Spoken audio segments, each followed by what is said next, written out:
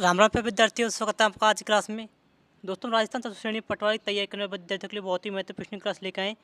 अगर दोस्तों हम राजस्थान चतुश्रेणी पटवारी, राजस्थान पुलिस, पीएसटीसी, पीटीटी किसी प्रतियोगी परीक्षा तैयार कर रहे हैं, ये वीडियो आपके लिए बहुत ही उपयोगी। तो चलते हैं हमारी वीडियो पर। ये रहा पहला प्रश्न आपके सामने। बेसर और भंवरकड़ी नामक आभूषण महिलाओं द्वारा पहना जाता है नाक में, हाथ में, पैर में या फिर गले में। तो बेसर और भंवरकड़ी जो आभूषण होता है महिलाओं के द्वारा नाक में पहने जाने वाला आभूषण है। ऑप्शन ए इसका करेक्ट आंसर होगा। राजस्थान के प्रथम लोकायुक्त थे आई.डी. दुआ, के.पी. मेनन, के सिद्धू या फिर एम.डी. कॉलोनी। राजस्थान के जो प्रथम लोकायुक्त नियुक्त किए गए थे वो आई.डी. दुआ नियुक्त किए गए थे। ऑप्शन ए इसका करेक्ट आंसर होगा। चलते हमारे अगले प्रश्न की ओर। राजस्थान में लोकायुक्त का पद कब सृजित हुआ?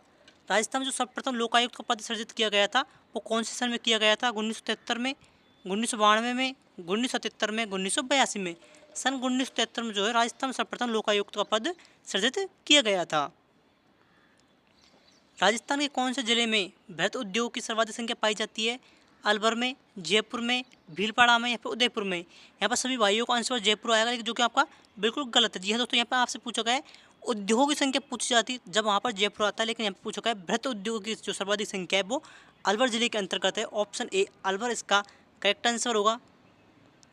मत्स्य का विलय राजस्थान में किस तिथि को हुआ था? 18 मार्च 1949 को, 18 मार्च 1948 को, 15 मई 1948 को, 15 मई 1949 को।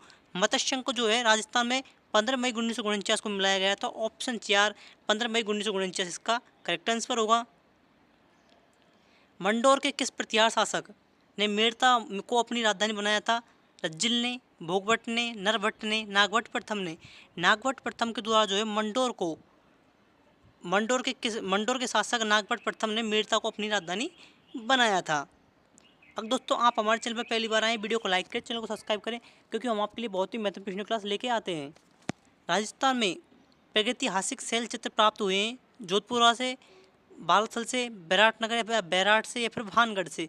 जो प्रागैतिहासिक जो शैल चित्र प्राप्त हुए हैं दोस्तों, ये बैराटनगर अर्थात बैराट सभ्यता से प्राप्त हुए हैं।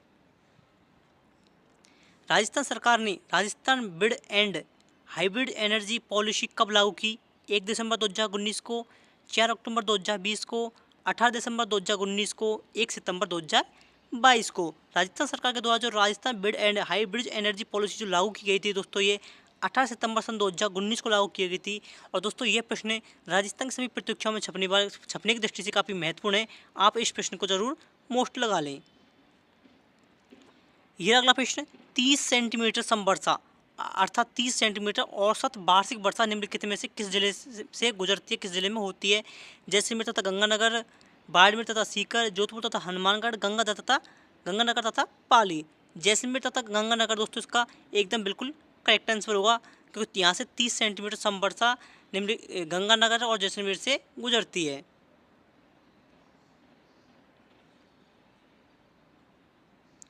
ये रहा अगला प्रश्न, निम्नलिखित में से कौन सी काली सिंध नदी की सहायक नदी नहीं है?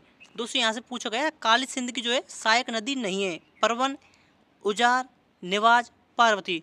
दोस्तों आप सभी पता हो जो काली सिंध जो नदी है इसकी सहायक नदी परवन भी इसकी सहायक नदी है, उजार भी दोस्तों इसकी सहायक नदी है और निवाज भी इसकी सहायक नदी है। पार्वती नदी जो है दोस्तों इसकी सहायक नदी नहीं है। तो ऑप्शन 4 पार्वती इसका करेक्ट आंसर होगा। निम्नलिखित में से किसने वर्ष 1896 ईस्वी में मारवाड़ी व्याकरण का प्रकाशन किया था? शंकरदास सामूर ने, सीताराम लालस ने, कन्हैयालाल सेठिया ने, रामकरण आसोपा ने। 1896 जो मारवाड़ी व्याकरण का प्रकाशन किया गया था यह रामकरण आसोपा के द्वारा किया गया था। ऑप्शन 4 रामकरण आसोपा इसका करेक्ट आंसर होगा। निम्नलिखित में से कौन सा युग्म सम्मिलित नहीं है? बारह ग्रासिया, गबरी व्हील, चरी सांसी, तेरताली या कामड़। चरी जो सांसी दोस्तों ये सही नहीं है, ये गलत है। और आप मुझे कमेंट करके बताएं चरी नृत्य जो है कौन सी जाति के द्वारा किया जाता है? चार हाथ वाले लोक देवता किसे कहा जाता है? कल्ला जी को, मल्लीनाथ जी को, फत्ता जी को, झुंझार जी को। तो चार हाथों वाले देवता के नाम से कल्ला जी को जो है चार हाथों वाले देवता के रूप में जाना जाता है। मुक्ति नामक कविता संग्रह के रचयिता हैं कीर्ति शर्मा, मितेश निर्मोही, विजय वर्मा, आशा पाराशर। मितेश निर्मोही जो है दोस्तों मुक्ति नामक कविता संग्रह के रचयिता हैं। दोस्तों ये रहा अगला प्रश्न आपके सामने। अकबर द्वारा निर्मित शुक्र तालाब किस जिले में स्थित है? शेरगढ़ में, नागौर में, गागरोन में या फिर सिवाना में? दोस्तों मुगल शासक जो अकबर था उसने एक शुक्र तालाब बनवाया था, तो वो जो है नागौर जिले के अंतर्गत उनके द्वारा बनवाया गया था। ऑप्शन बी नागौर इसका करेक्ट आंसर होगा। जी हाँ दोस्तों, शुक्र तालाब जो है वो नागौर जिले के अंतर्गत स्थित है। अगर दोस्तों आपने अभी तक हमारे वीडियो को लाइक और चैनल को सब्सक्राइब नहीं किया है हो, तो जल्दी से वीडियो को लाइक और चैनल को सब्सक्राइब कर लें। भरतपुर राज्य प्रजा संघ की स्थापना कब हुई? दोस्तों यहाँ पे भरतपुर राज्य प्रजा संघ की स्थापना के बारे में पूछा गया है, तो कब हुई तो बताएं। 1937 में, 1928 में, 1938 में, 1942 में? सभी भाई इस प्रश्न का आंसर कमेंट करें कि भरतपुर राज्य प्रजा संघ की स्थापना कब हुई थी। उम्मीद है दोस्तों आपने कमेंट कर दिया होगा। जिन भाइयों का 1928 ऑप्शन आंसर आया है, ऑप्शन बी उनका करेक्ट आंसर है। जी हाँ दोस्तों, जिन भाइयों का आंसर 1928 आया है उनका आंसर एकदम करेक्ट है। आदमकद व्यक्ति चित्रों के चित्रण के लिए प्रसिद्ध चित्रकार हैं? निहाल चंद्र, श्रीरंगधर, साहिब राम, किशन सिंह? दोस्तों आदमकद व्यक्ति चित्रों के चित्रण के लिए सर्वाधिक प्रसिद्ध चित्रकार जो हैं वो साहिब राम है। ऑप्शन 3 साहिब राम इसका करेक्ट आंसर होगा। राग कल्पद्रुम ध्रुम के लेखक कौन है? भावभट्ट, कृष्णानंद व्यास, पुंडरीक विठुल, हम्मीर? कृष्णानंद व्यास जो है दोस्तों राग कल्पद्रुम के लेखक है। रणमल छंद के रचयिता कौन है? श्रीधर व्यास, बिट्टू सुरजा, माधोदास, केशवदास? रणमल छंद जो है दोस्तों इसके लेखक श्रीधर व्यास हैं। मुगल सम्राट जहांगीर द्वारा दलथम्बन की उपाधि किसे प्रदान की गई थी? दोस्तों जहांगीर जो था मुगल सम्राट, इसके द्वारा एक दलथम्बन की उपाधि दी गई थी। तो दलथम्बन की उपाधि किस व्यक्ति को दी गई थी? आपको इसका आंसर कमेंट करना है। गज सिंह को, जसवंत सिंह को, सूर सिंह को, अजीत सिंह को?